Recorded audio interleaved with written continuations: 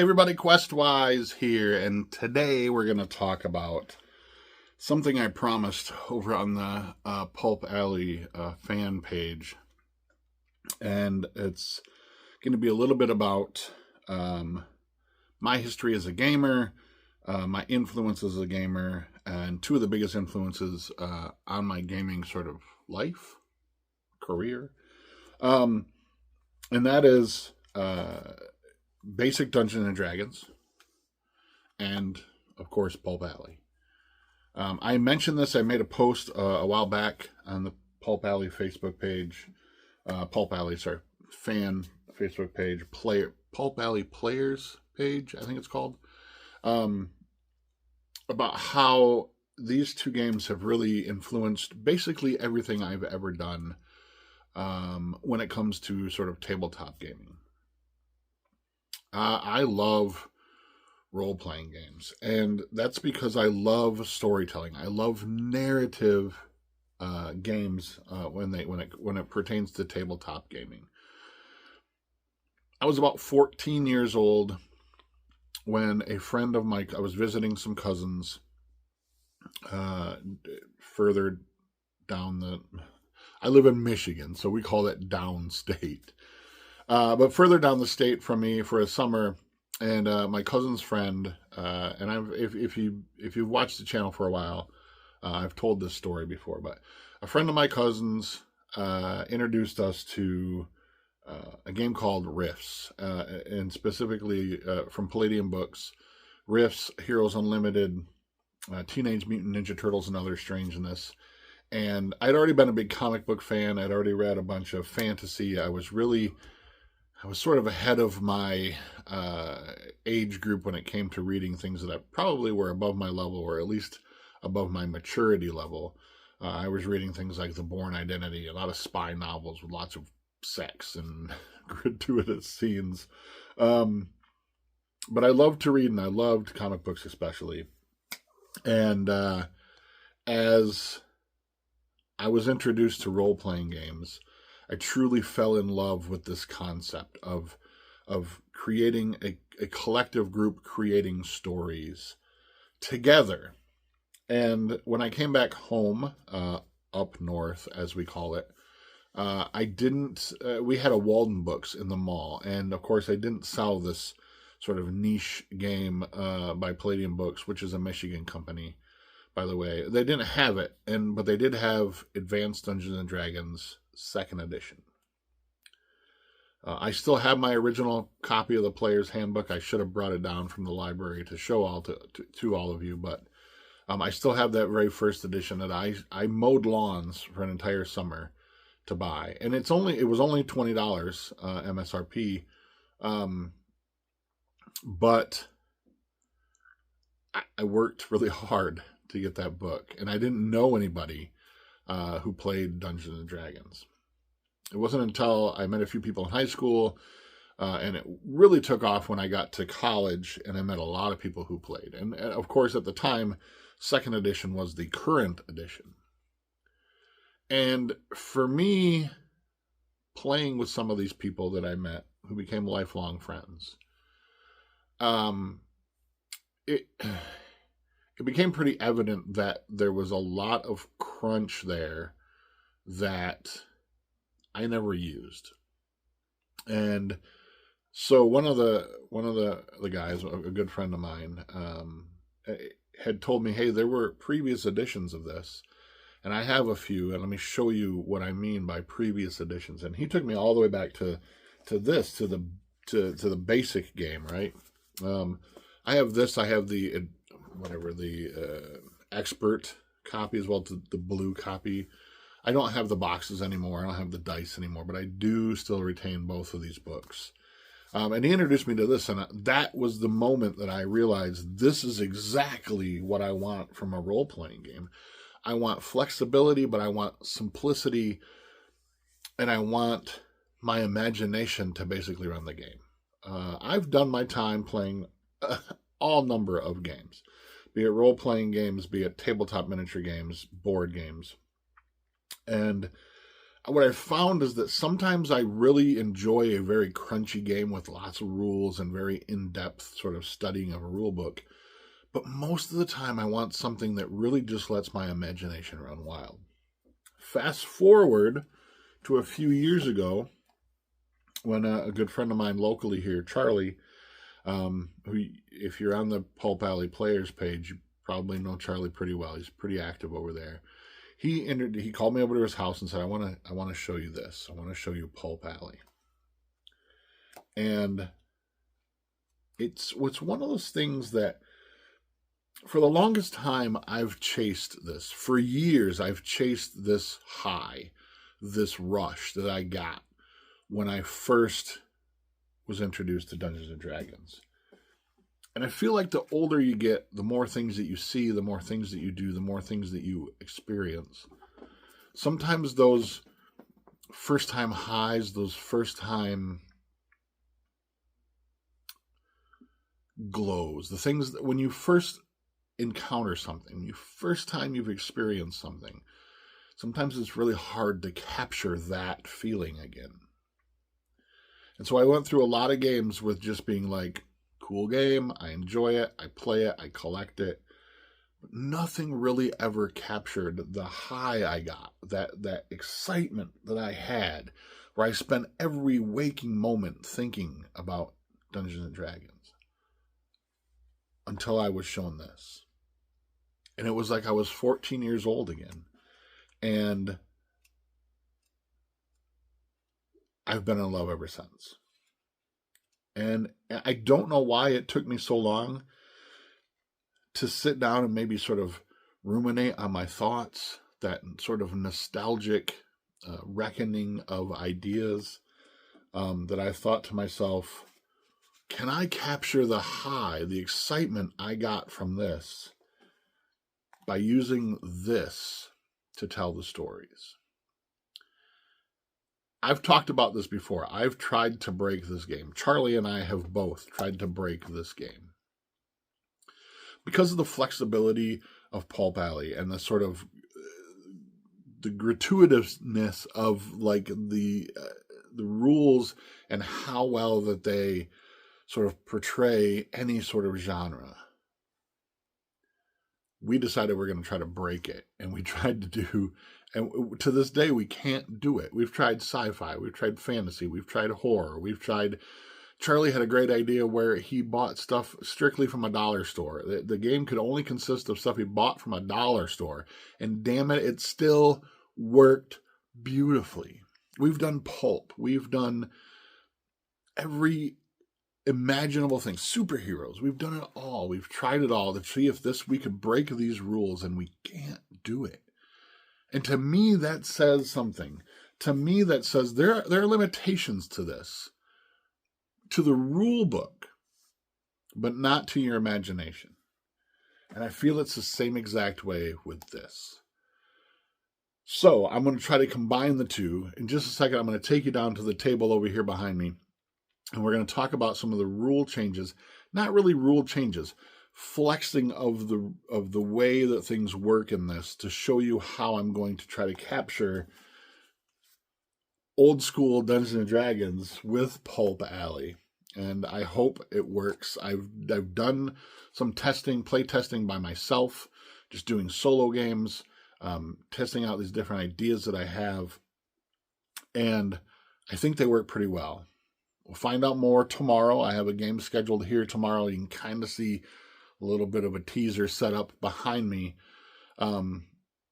of some of the ideas that I want to try to incorporate. And then next month, I'm going to be having a bunch of people over, probably 4 or 5 or maybe 6 people over, and I'll show you how I want to try to incorporate those things. And I want to do a day-long session where it encapsulates almost like a mini campaign. Tomorrow's just going to be a one-shot game. But next month, I want to try to do a day-long event in which we do 3 consecutive games. And they all sort of, as like a campaign in a role-playing game, they all tell a story and they all connect.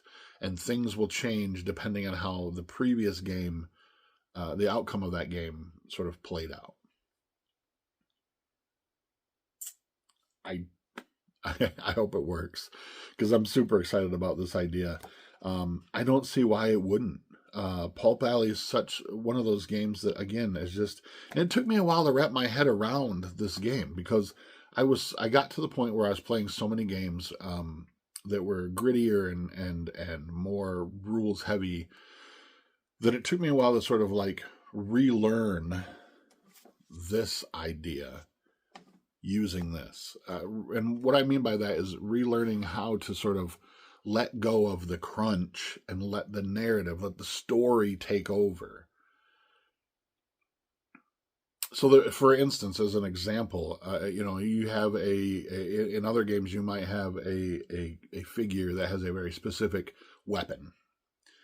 And because that is a very specific weapon, it does very specific things in the game. And it took me a while to figure out that in Pulp Alley, you can do that, but really a gun is a gun, a sword is a sword, a bow is a gun, right? It's just you have a ranged attack, a shooting attack, and you have a brawl attack. It doesn't matter if you have a warhammer or you're using your fist or your brass knuckles. It doesn't matter. It's still just a brawling attack. If you're shooting a gun or you're firing a bow, it's just a shooting attack. And it took me a while to sort of like release that in my brain. And there's a little bit, you'll see a little bit of this when I talk to you on the table a little bit of how I've incorporated certain weapon types. And again, it's all in here in the optional rules that encapsulates the idea that, hey, this is a two-handed sword, or this is a war hammer, right? This is a little bit more than just your average melee weapon. I haven't broken any rules. I haven't changed any rules. I'm simply using them in a different manner to try to encapsulate a sort of very open narrative, role-playing-esque experience while using a miniature skirmish game. So join me down at the table and I'll show you what I'm talking about. Okay, here we are at the table. We've got our little setup, right? So using just these two products, here's what I've kind of come up with. Every character, every figure is going to be its own individual sort of player character. If you're familiar with role-playing games, you have a player character, a character that you as a player are portraying in the game. It is going to be a fantasy set. This is not one of the miniatures, just one of the ones that I grabbed off of my shelf. But each player will embody a character, and they will be drawn directly from here.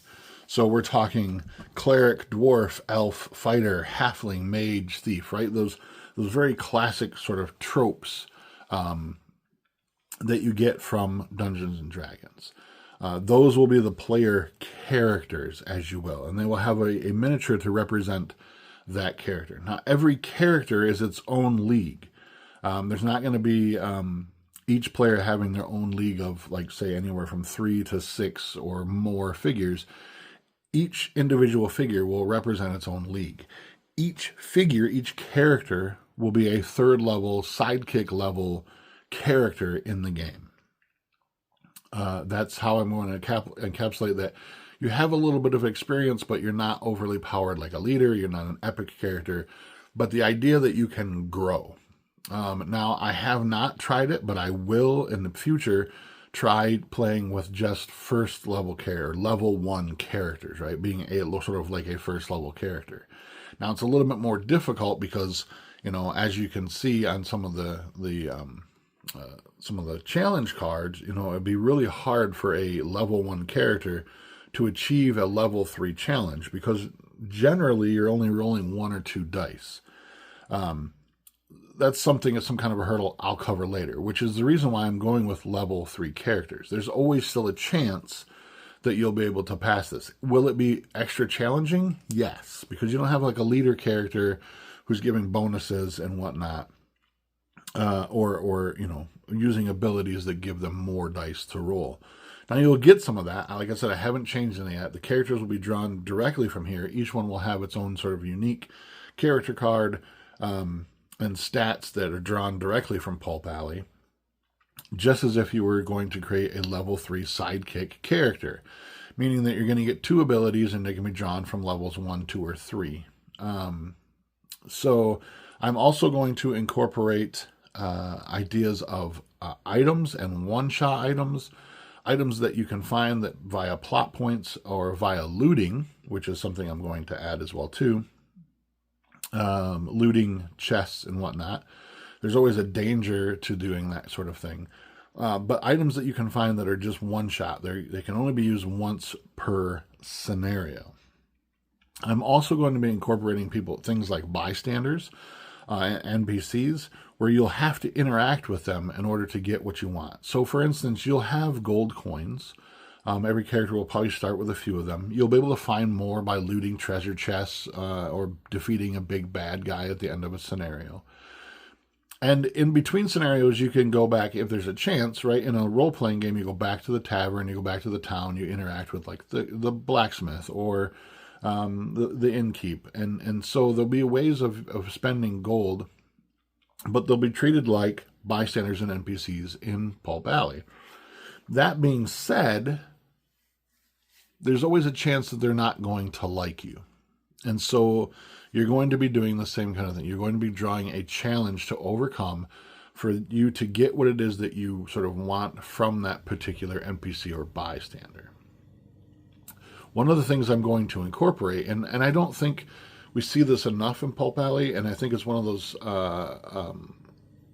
items that don't get quite as much use, are the story icons in the corner. So the way I'm going to remedy that is this. Every character is going to draw, they're going to draw 2 cards. So normally your league gets 3 cards at the beginning of a game.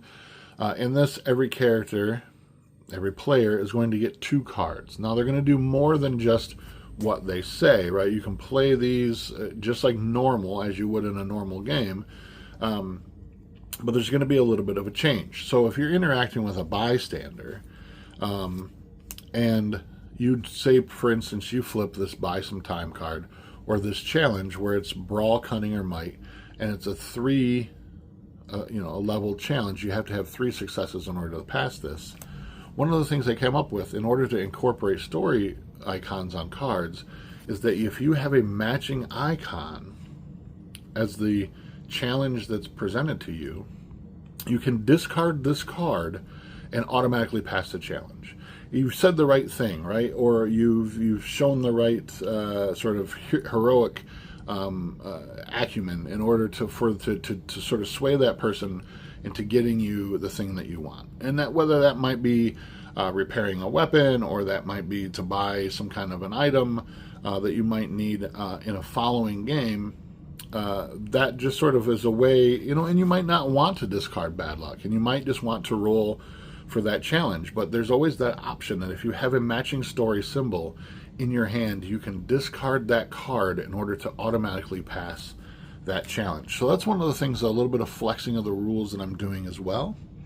I'm also going to be using things like spells, have spell books like you have in Dungeons & Dragons. Now, one of the things about D&D that I was always frustrated by was that wizards are always talked about as being super powerful beings, right?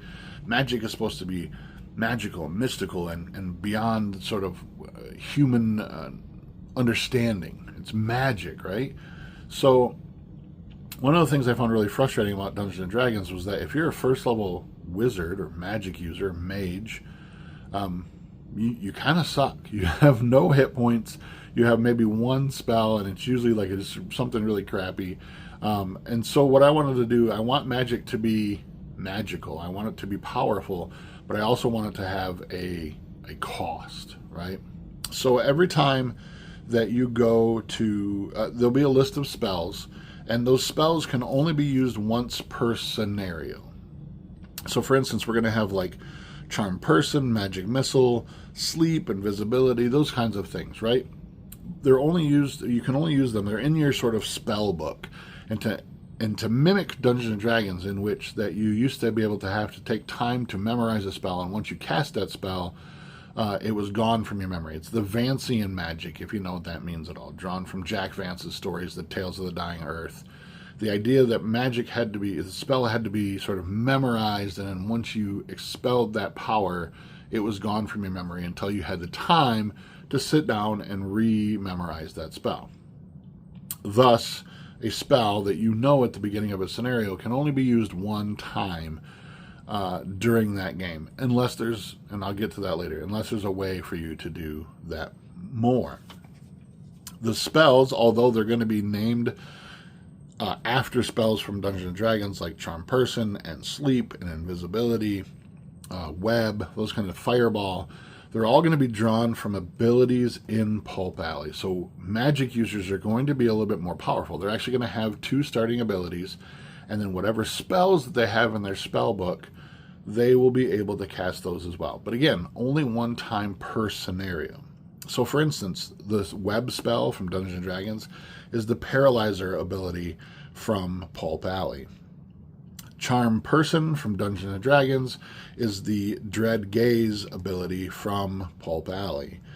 Fly spell from Dungeons & Dragons is the Winged ability from Pulp Alley. So you can see I'm just using the abilities, giving them Dungeons & Dragons spell names, and you can use them one time per scenario. So, for instance, next month when I do the sort of 3 back-to-back sort of mini campaign of games, in between each scenario, it's the idea that your wizard, your magic user, has been able to stop and re-memorize those spells and then can use them again. I'm thinking about using magic items as well too. It's going to be a combination of a couple of different things. Magic items might give you a constant use ability of one of the abilities in Pulp Alley, or it might be sort of a gadget or gear from Pulp Alley. Again, gives you just sort of mimics those abilities. So for instance, Gauntlets of Ogre Strength, right? Very popular in Dungeons & Dragons, is basically a magic item that gives you a constant +1 die to your brawl and your might skills. That's it. It's super easy, right? It mimics each other very, very well. A Ring of Wisdom gives you a permanent +1 to your cunning in Pulp Alley. Very, very simple. Now, I talked about earlier about how you're only able to use spells one time per scenario. And the way around that is I came up with the idea of the Staff of the Magi, right? A magic item, and I haven't really set prices to these yet, that possibly you could buy or possibly you find in a treasure chest or whatnot. And again, a treasure chest is just a plot point. So you're going to be passing a peril as well as, whoops, sorry, I bumped the camera, as well as a challenge, a plot point challenge as well. So it's just a plot point to sort of engage with a treasure chest. That being a plot point in that there's a peril when you come up to it. Maybe it's a trapped chest or whatever, and then you have to figure out how to unlock the thing. So a peril followed by a plot point challenge.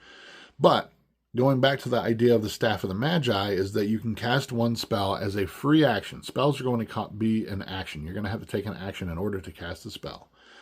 But a Staff of the Magi will allow you to cast a spell as a free action, and that particular spell, whatever it might be, is not spent, which means that you could use it twice during a scenario instead of just one time. And again, it's just using these core rules and sort of renaming them and just slightly bending the way that they're originally intended to be used in this game. And I think that's what's really unique about Pulp Alley, is that you can do those things and it doesn't break the game. It still is a fun, fast-paced, pulpy feel to the game. I mentioned earlier talking about weapons, individual weapons. You want some cool, like, magic weapons. You want weapons that sort of emulate Dungeons & Dragons, right? So you have things like the Assassin's Dagger. Uses the rules for light melee weapons out of Pulp Alley. An Arming Sword uses the basic melee weapon rules out of the optional rules in Pulp Alley. And those type of ideas is just simply using and renaming the optional rules that are presented already verbatim in Pulp Alley.